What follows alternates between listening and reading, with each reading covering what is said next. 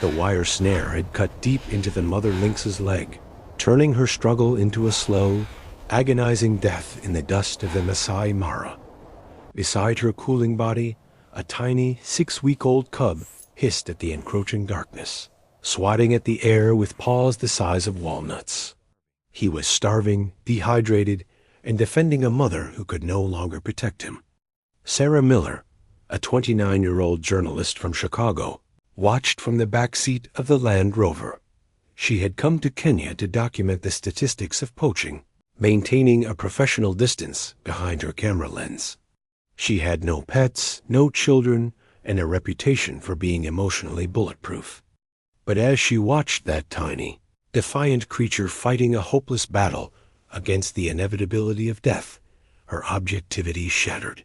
"He won't let us near," the head ranger said, shaking his head. "We might have to net him. It will traumatize him." "No nets," Sarah said, her voice surprising even herself. She opened the door and stepped out into the cool night air. She took off her heavy field jacket, which smelled of her perfume and the day's heat.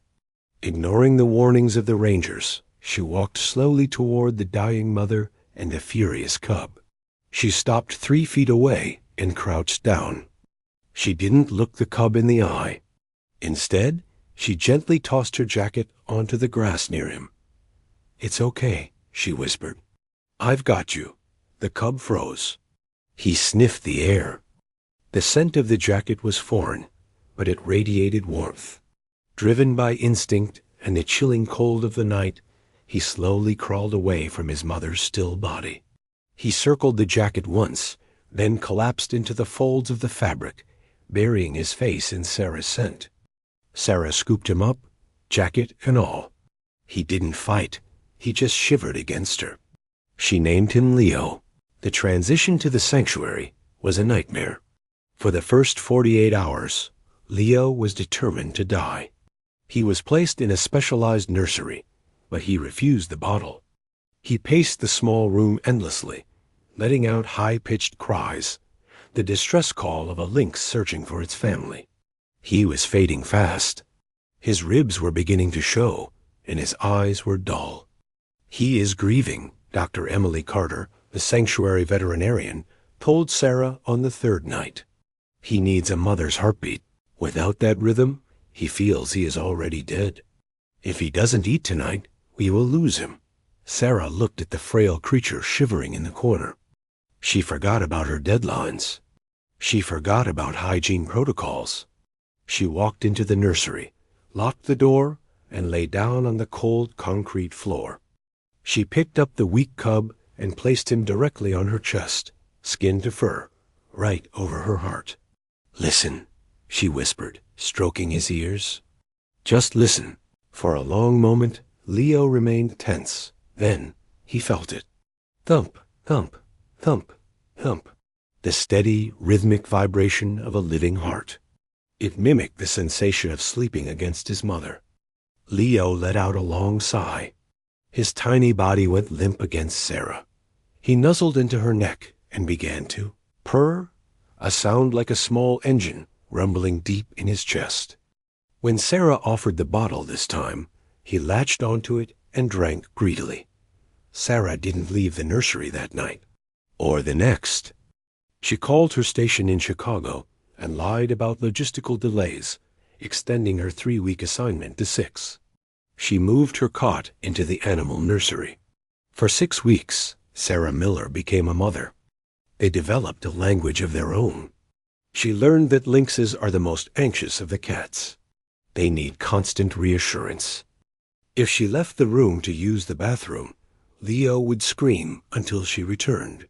When she sat on the floor to type her scripts, Leo would climb onto her shoulders, draping himself like a scarf, licking her ear with his sandpaper tongue. He imprinted on her completely.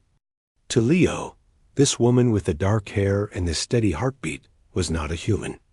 She was his pride. She was safety. But the real world was waiting, and it was unforgiving. The ultimatum from Chicago came in an email with a red flag. Return immediately for the fall sweeps or your contract is terminated. Sarah tried to find a way to stay, but her life, her mortgage, her career, her entire identity was in America. Leo was a wild animal. He belonged to the African sun, not a high-rise apartment. Leaving was the hardest thing she had ever done.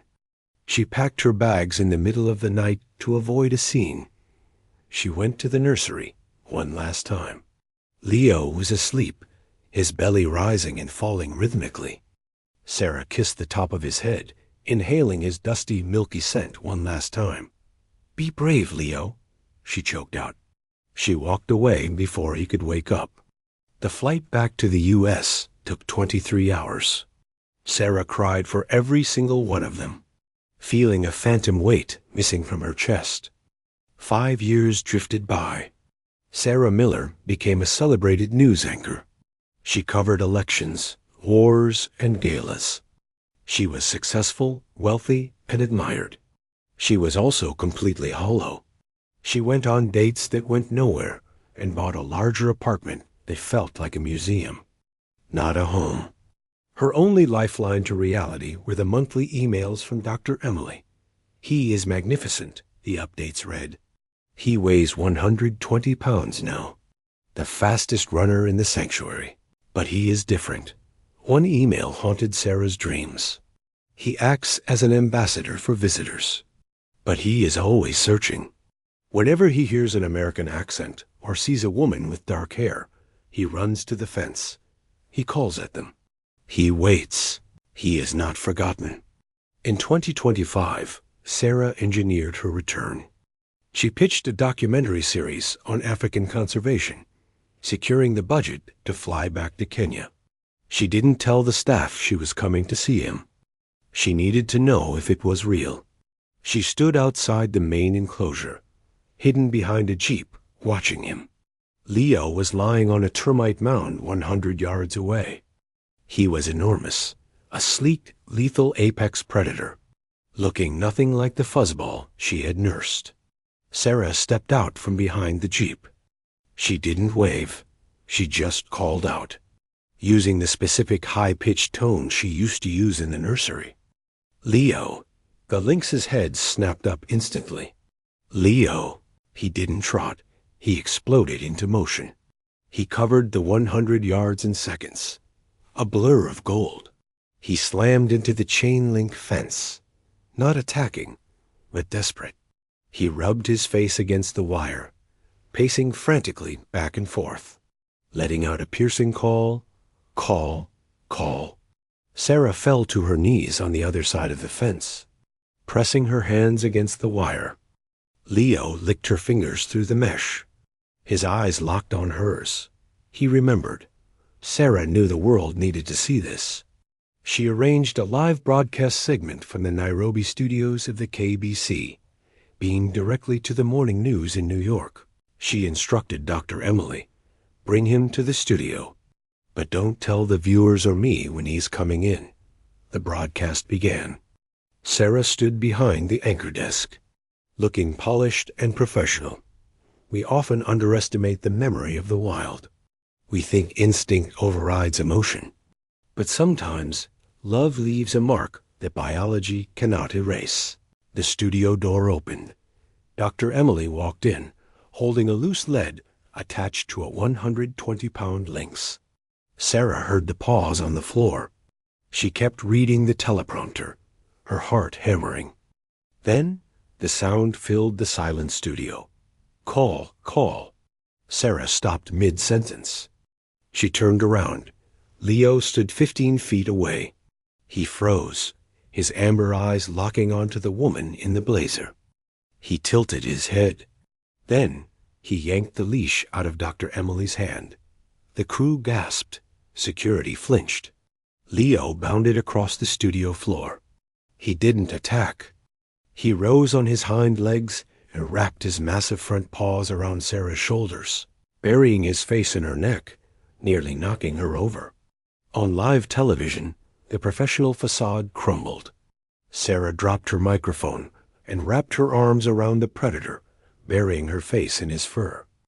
"I'm sorry," she sobbed, the audio picked up by her lapel mic. I'm so sorry I left. I'm home now."